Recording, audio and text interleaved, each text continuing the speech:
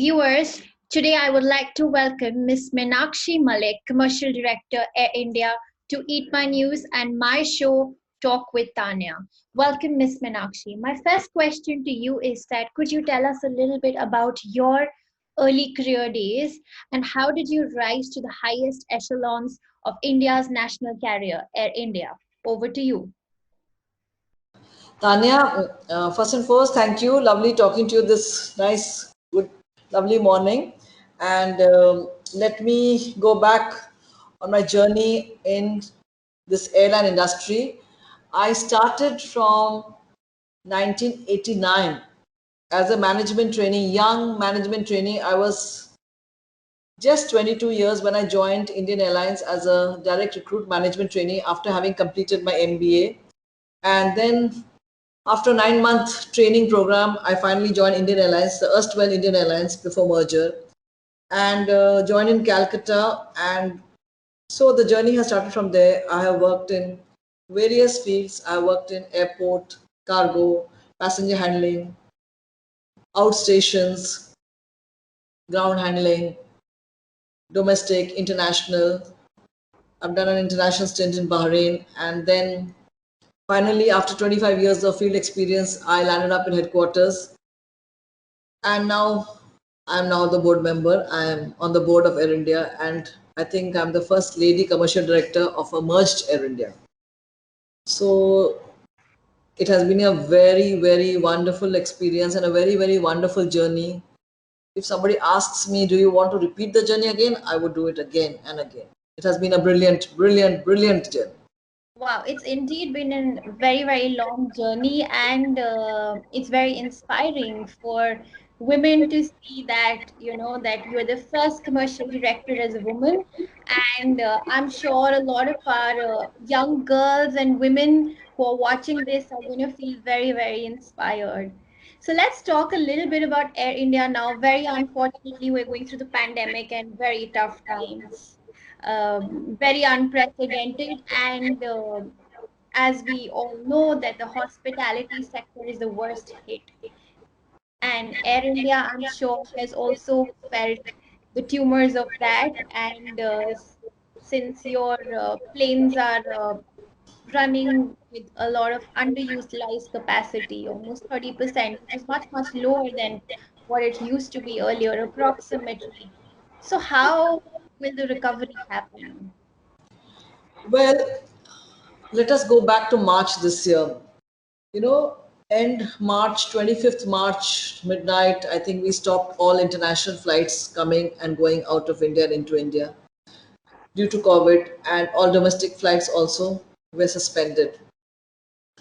But with the suspension came the toughest time of my life in Air India and for Air Indians. We worked maybe 18, 19 hours a day, few of us, maybe a small group of people. When everybody were home, when everybody was scared of COVID, Corona, whole of April, we have operated lots of flights. That time Vande Bharat had not started.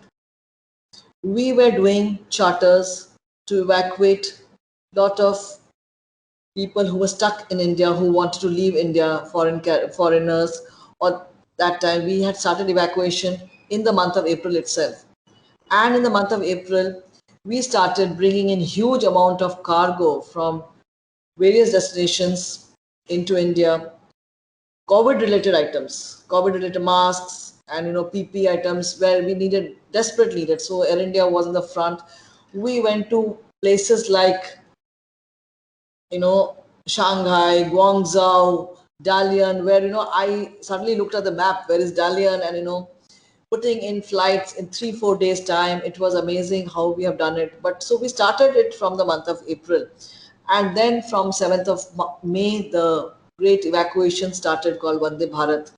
Whenever I talk about this name itself is so inspiring. It was a brilliant move by the government to bring back stranded Indians who were stuck globally. They lost jobs, there were problems, sickness, death, disruptions.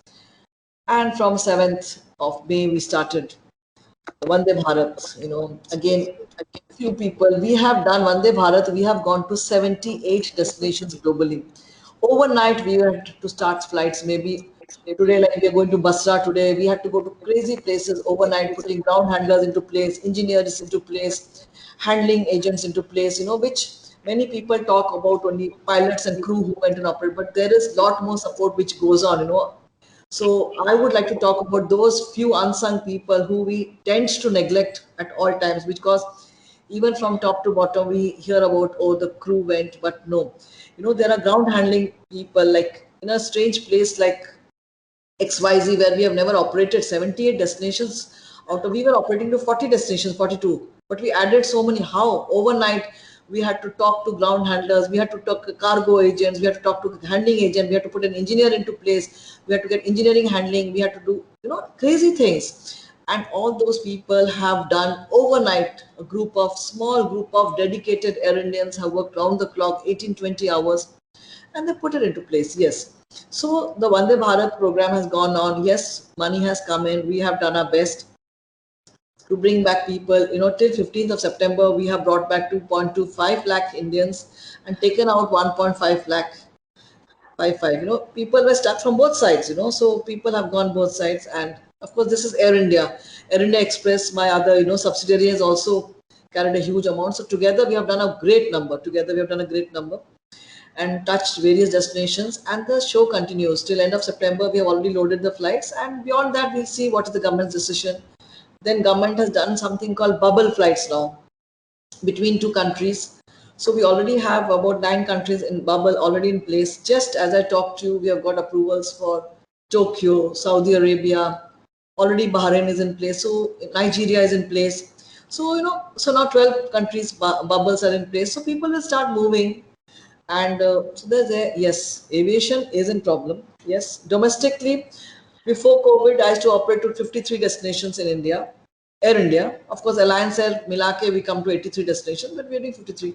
Now, till yesterday, we have already loaded to 48 destinations. We've already started. We've started going back to our original form.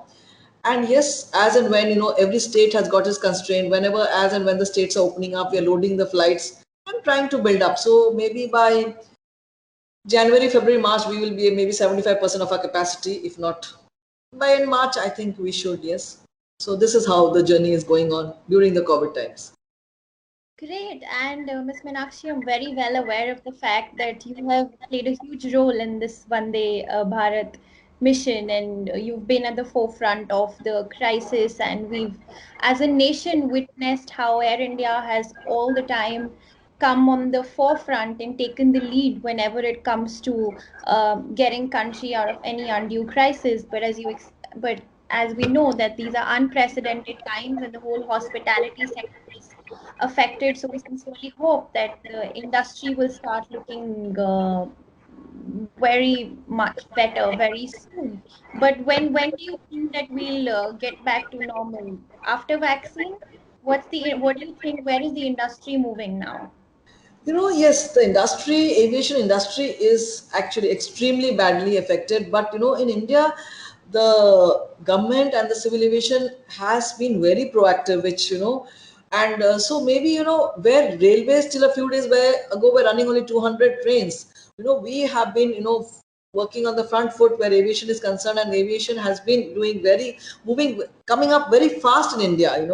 The flights are there. So, to fight COVID and to take, we have addressed that. We put passengers on board, we give them, masks, we give them visors, we give them sanitizers, and, the middle seat person, we give them a PP to, try and build up the confidence that people should travel.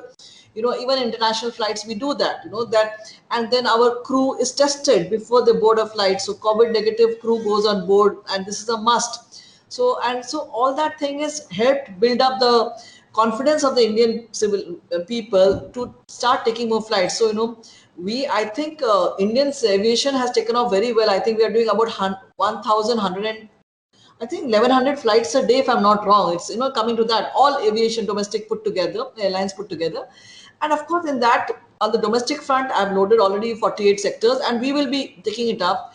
And to your question, when do you feel that will become normal? But by 21, 22, I think.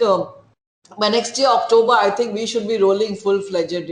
We should be going on full throttle. I have a feeling, and I want to do it. You see, when there is a crisis, it is better to take it head on. If I start running away, then it's difficult. Maybe when I had 7 flights a week to Chicago, maybe I'll do 5 flights, but I will do it.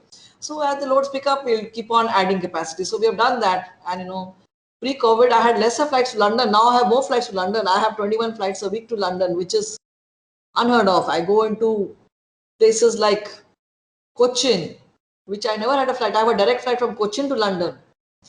So it's like that. So my way of looking at things is it is better to take things head on and move on. It will. Indians are by nature, they rise above crisis very fast. They are, so they will come up. I feel domestic tourism will pick up first. Domestic tourism. People are already tired of staying home, so they will start moving.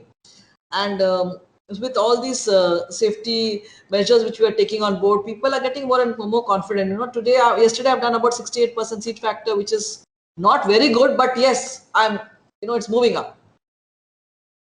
Fantastic. And what you have just said, I'm sure will restore a little bit amount of confidence in people who are very, very scared of airports, because that seems to be sort of like the red zone and the most sensitive area. So you have given some words of reassurance there.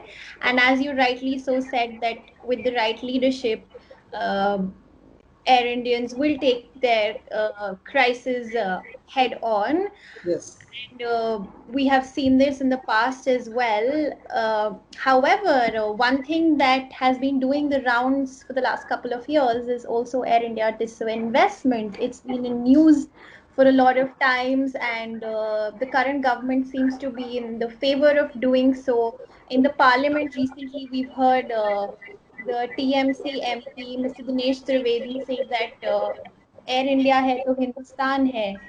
And so at one point, Air India takes care of its citizens in such a bona fide and a beautiful way. On the other hand, we're talking about disinvestment, and the Tata Group and Adani seem to be on the forefront of this as of now, based on the news that I have read. What's your personal opinion on this? Tanya, first and foremost, it is something I would not like to talk about, but on a personal front, to tell you honestly, I look forward to privatization.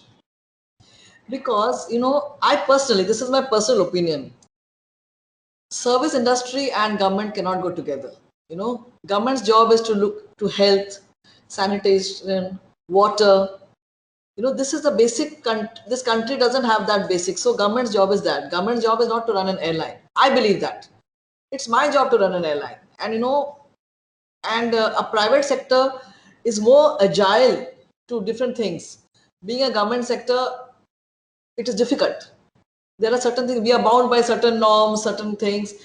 I feel, this is my personal opinion, I'm a government servant, I have no right to say that, but I personally feel privatization is extremely good. This is my personal opinion. Service industry should be private. Government has got greater jobs to do. Great, great. I think you've been as candid as possible when answering this in terms of sharing your own personal opinion, and we respect that because you have serviced this airline for a very, very long time. And since you're the leader, you're at a leadership role, and unfortunately, the industry has no choice, but we've seen massive job losses across industries, not just restricted to aviation. And it breaks our heart to see that in this unfortunate time, a lot of talented people have had to lose their jobs because of the unfortunate crisis that has come up. So, how has this COVID situation been for the Air India employees, and what do you have to say to that? Because I'm sure they are going to be watching this video.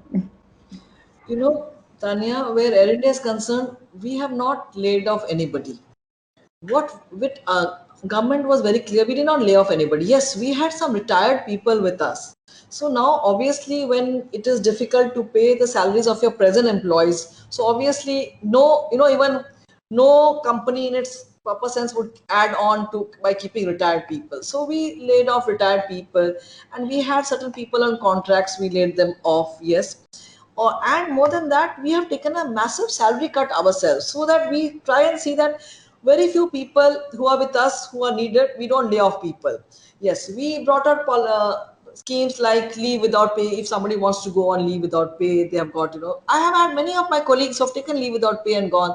They have children abroad, they're studying XYZ reasons, they've gone. And very nicely leave without pay pe gaye hain. And some people, many people, I think 100 plus people have taken VRS also, voluntary retirement. Those who are at the, Air India, again, we have our retirement age is 58. Again, my personal opinion, it's a bit too low. 58 is, but anyway, whatever it is, as we said, we are a government concern, so it's 58 is our age, and we respect that. So 58 pay, many people who are nearer to 58, 2 3 months, they're down the line with COVID, age, and not feeling too well, they don't want to come out and work, so they've taken VRS, and which is, again, I would encourage that, because it was good for many people, and so they have taken VRS and gone. And where others are concerned, Air India has not laid off people. So we have taken massive cuts, very, very high cuts. And whether it is our crew down to every top management, everybody have taken cuts. And I'm sure that we'll come out of this.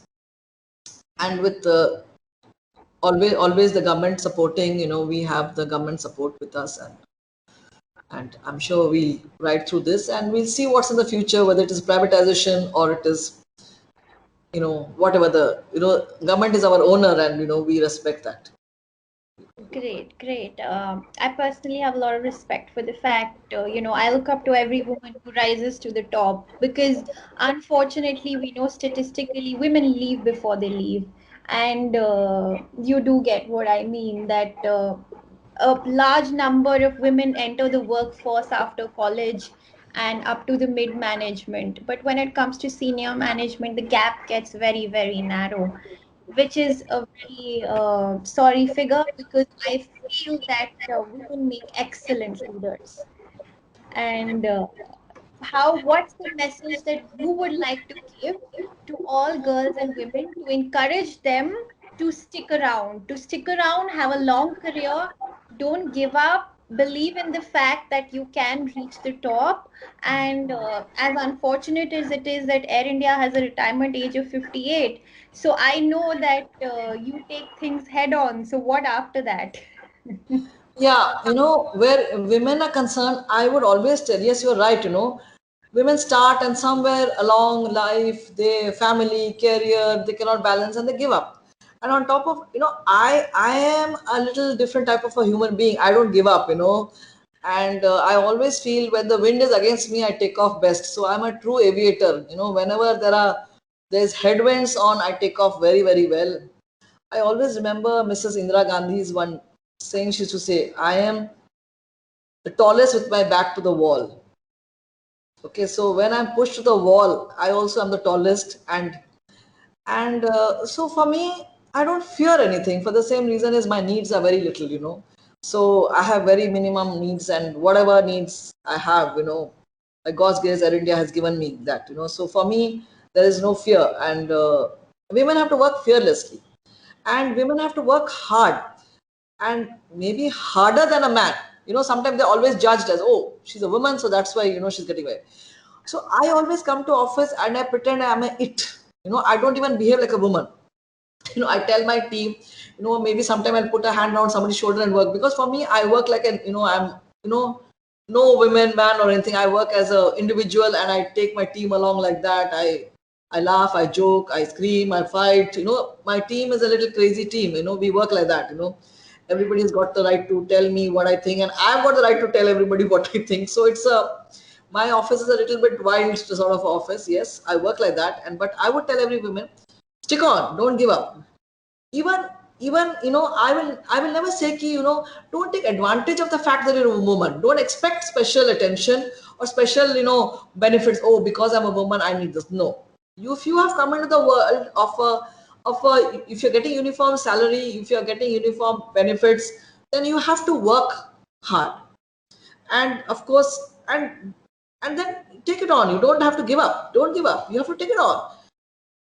And I don't like people taking advantage of the fact that, oh, I'm a woman. You want that advantage, and at the same time, you want equality. That cannot happen.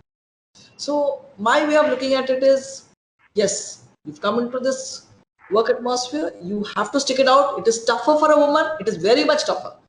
If I tell you some of the stories what I've had to go through, but you don't give up. Don't give up, and do not take any nonsense. Learn to say no. Do not take any nonsense. Do not take any nonsense. Okay, great. So all the ladies watching this, take her word, do not give up, and learn to say no whenever you have to. On Yes. that note, Miss Meenakshi, thank you very, very much for your time. Very, very grateful that you came on our channel and Thank you so much. it's been a pleasure interacting with you. Thank Thank you, Tanya. And lovely talking to you. Take care. Keep doing the good work you're doing. God bless. thank Namaskar. thank you. Thank you. Do let us know in comments if you think Air India should get disinvested or not.